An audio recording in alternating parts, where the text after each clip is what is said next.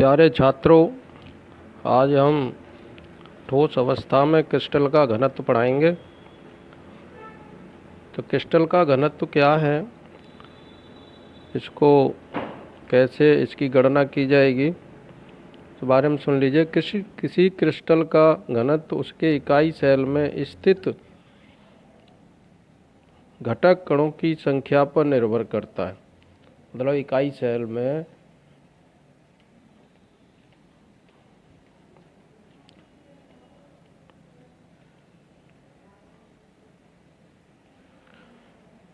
कितने घटक कण हैं उनकी संख्या पर निर्भर करेगा। ज़्यादा संख्या होगी तो घनत्व ज़्यादा होगा और कम संख्या होगी तो घनत्व कम संख्या होगा। प्रति सेल इकाई में कणों की संख्या अधिक होने पर क्रिस्टल का घनत्व भी अधिक होगा।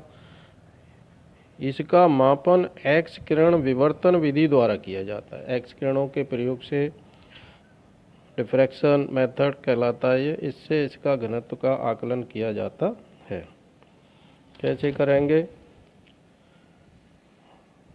इसमें हम तत्वों के घनीय क्रिस्टलों का घनत्व ज्ञात करेंगे। इकाई सेल का घनत्व में पहले हम इकाई सेल के किनारों की लंबाई मान लीजिए a है। इकाई सेल में उपस्थित परमाणुओं की संख्या Z है और तत्व का परमाणु भार m है। तो इकाई सेल का आयतन AQ होगा, भुजा की Q, तो AQ होगा। इकाई सेल का घनत्व रो द्वारा इसको प्रदर्शित करते हैं। ये बराबर होगा इकाई सेल का द्रव्यमान बटे इकाई सेल का आयतन।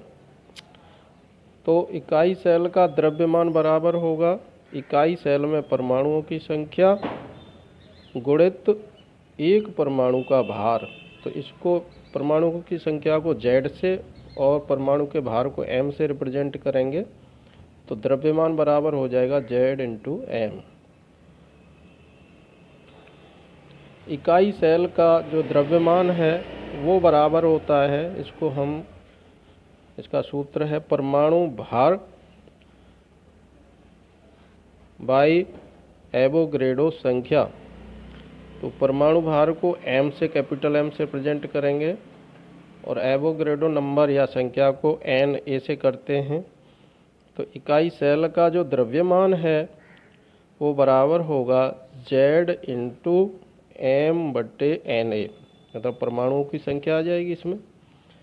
M के मान को समीकरण नंबर 1 में रखने पर सेल का घनत्व, तो समीकरण नंबर 1 हमारी ये है, इकाई सेल का जो घनत्व हमने लिखा है इसमें रखेंगे तो घनत्व रो बराबर होगा इकाई सेल का द्रव्यमान बटे इकाई सेल का आयतन,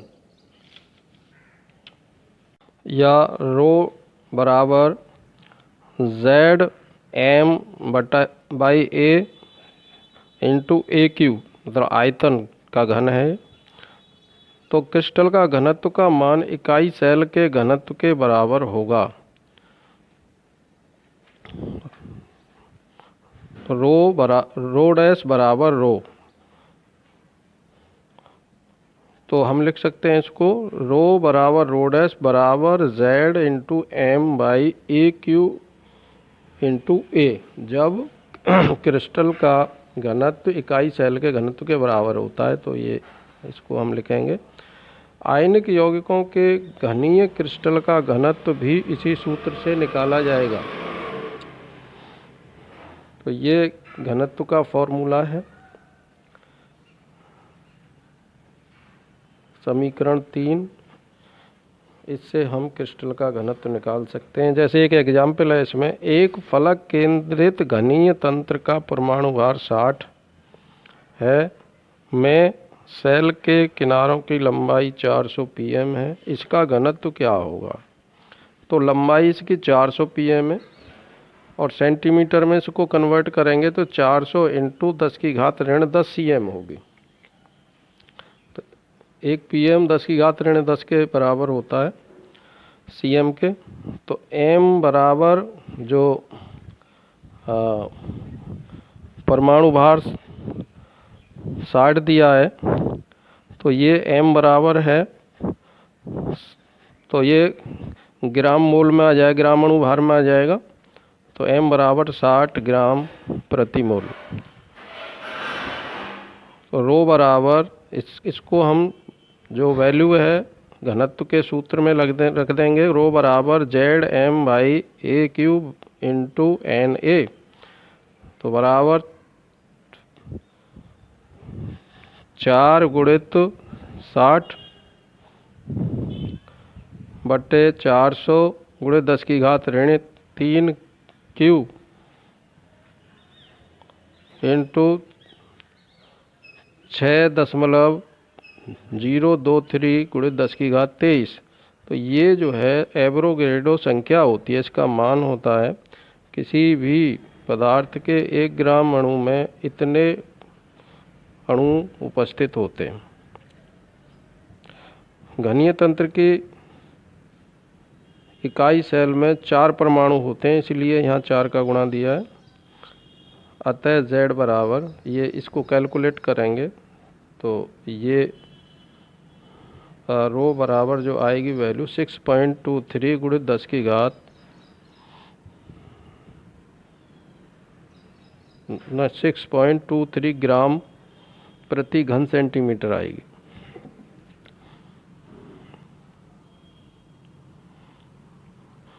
अब इसके बाद में आती है इसमें समन्वय संख्या। समन्वय संख्या क्या है सुन लीजिए इसको। घटक कणों के समृद्ध संकुलन में एक कण विशेष अन्य पड़ोसी कणों के संपर्क में रहता है। किसी क्रिस्टल में एक कण विशेष के सीधे संपर्क में स्थित निकटतम पड़ोसी कणों की संख्या को उस क्रिस्टल की समन्वय संख्या कहते हैं। मान लो कोई क्रिस्टल है और उसमें सेंटर में एक अणु है, कण है, और उसके पास जितने भी कण होंगे 4, 6, जो भी कणों की संख्या करो, सपोज करो, तो ये जो संख्या है ये सब कणों की संख्या मिलके वो समन्वय संख्या कहलाएगी। तो आज इतना ही छात्रों। ये वीडियो YouTube पर भी संचालित है और आप इसको सब्सक्राइब करें, ये काम आएंगे आपके जो है, और ऐसे ही वीडियो अपडेट होते रहें।